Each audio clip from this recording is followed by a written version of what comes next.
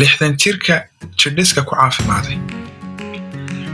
Jidhiska waxaa caan ku ah dhalinyarada, balse ka waran 60 jir, balse ka waran qof 60 jir oo noloshiisa aanan samayn wax jimicsi ah ama jidhis. Graham Ward waa 60 jir.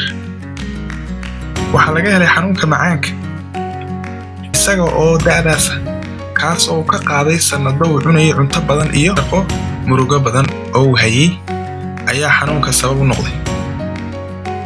in cudurkan lagu sheegay waxay u ahayd fariin qayladaan ah oo hurdada ka toosisay, waxaana arrinka uga sii daray xaaskiisa oo markii horeba sii xanuunsanayd una baahnayd caawintiisa. gaar ahaan kaligiis ma ahan sida lagu sheegay warbixin ay soo saartay wasaaradda caafimaadka UK.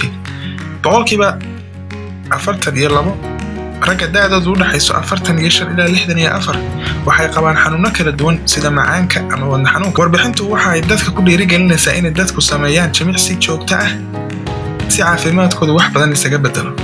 Graham ayaa ka mid ahaa dadka taladaas qaatay, waxaanu gabi ahaanba bedelay noloshiisa sidii ay ahayd markii hore. Dharku waxay ku ahaayeen cidhiidhi. waxaan markasta maqlayay sida cayilnaanta ama buurnaantu ay ugu daran tahay caafimaadka, ayuu yidhi Graham. Waxa uu sheegay inuu ku qasbanaaday inuu wajaho xaqiiqda isagoo oo yidhi marka uu qof hortaada taagan yahay ee uu ku leeyahay waa kan waa adigii way adagtahay inaad iska qariso. waxa uu bilaabay socod joogto ah iyo inuu buuraha fuulo isagoo weliba dhibsanaya, sababtoo ah dhakhtarkiisa ayaa ku waaniyey inuu ku biiro kooxdada oo socod sameeya ama jimicsi sameeya. wuxuu lugeeyay masaafo dhan 1.9 mayl, wuxuuna sheegay inay ka baxday cabsidii oo dhan isagoo markii dambe socodkiisa gaarsiiyey 5 mayl. waxa uu isticmaalayay mishiin yar oo tiro kooba tallaabooyinkiisa, waxaana looga baahnaa 100,000 oo tallaabo maalin kasta. waxaa markii dambe bilowday in culayskiisu aad isu dhimo, wuxuuna socdaa ilaa 150 tallaabo maalintii. Graham oo kaliya ma ahan isbedelka ku dhacay Graham ee sidoo kale caafimaad ahaan xitaa waa isbedelay.